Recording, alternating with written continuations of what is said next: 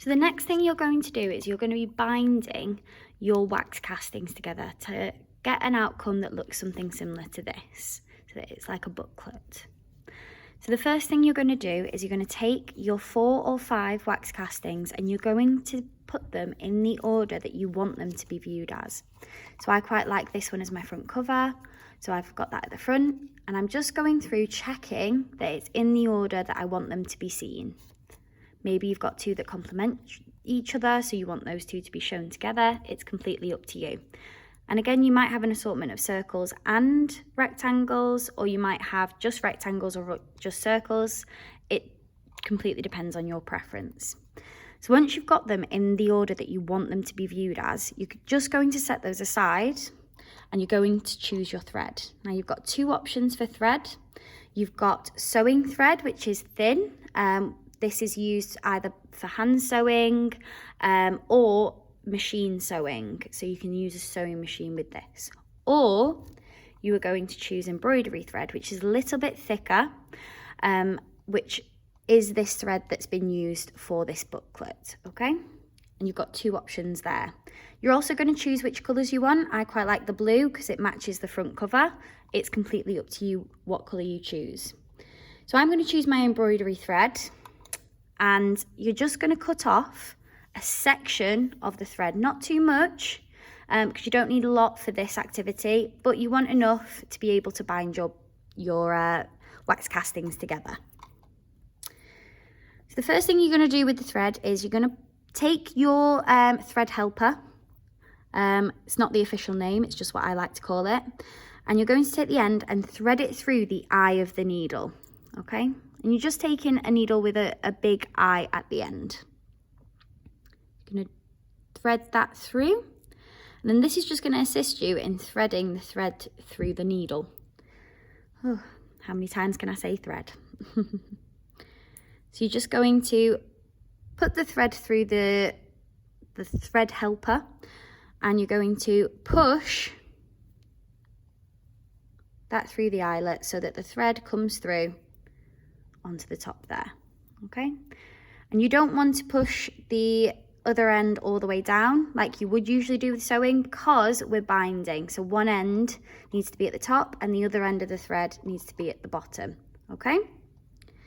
So once you've done that with your assister, if you don't have one of these, you can just thread it with your hands. It may take a little bit longer, but it works just as efficiently. It's up to you.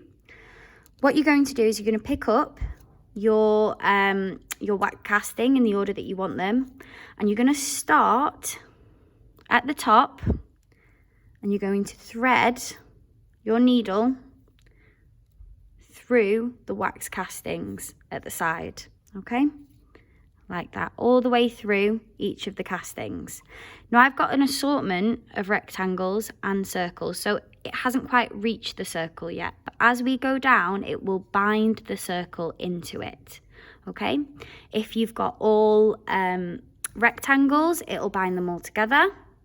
If you've got all circles, you'll start from one end and just have a littler stitch for the circles, but it's the same process for all.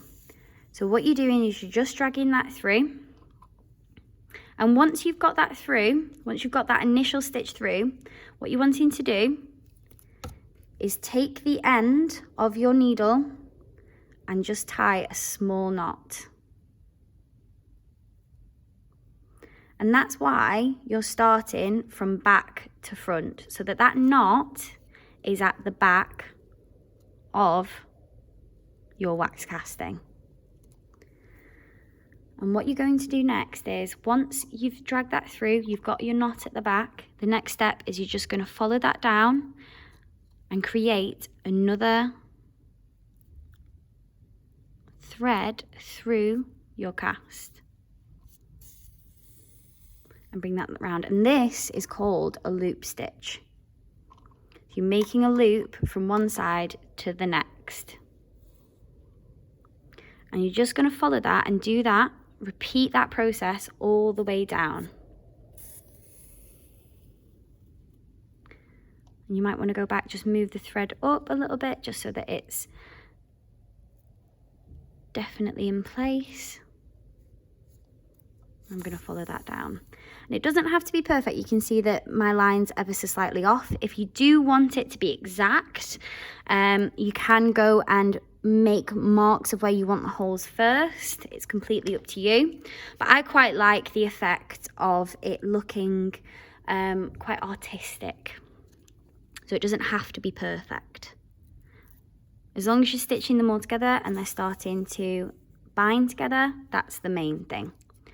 Now, once I get down to this bit, I know I'm coming up to the circle. So I want to make sure that circle is definitely in place so that when I do my next stitch, it goes through and that circle is now being bound into the booklet as well as the rectangular wax castings. I'm just going to follow that all the way down, being as careful as possible, making sure that like that then the the thread isn't getting tangled, because if it does get tangled it cannot. And you're just wanting to make sure that as you're following it down, it's sewing in the way that you want it.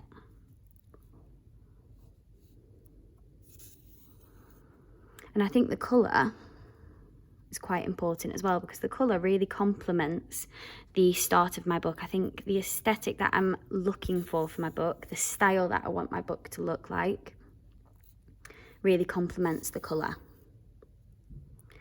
So I'm starting to get to the end of the binding and I'm pretty happy with how that looks so far. So once you get to the end, what you want to do is you want to make one more stitch through, bring it round, and then you're going to hook your stitch. You don't want to tighten this one, you want to hook, leave it loose so that you can hook this through and create a knot there. And then what you can do there is hook it round again and create one more knot.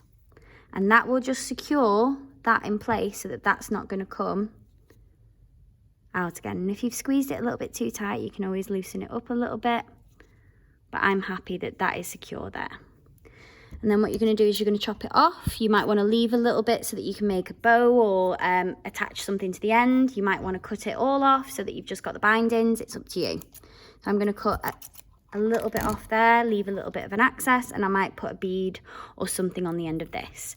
And then what you've got there is you've got a bound booklet, a wax casting booklet that you have made and that you have bound yourself, okay? And again, you can cut these little areas off and you can work back into it. You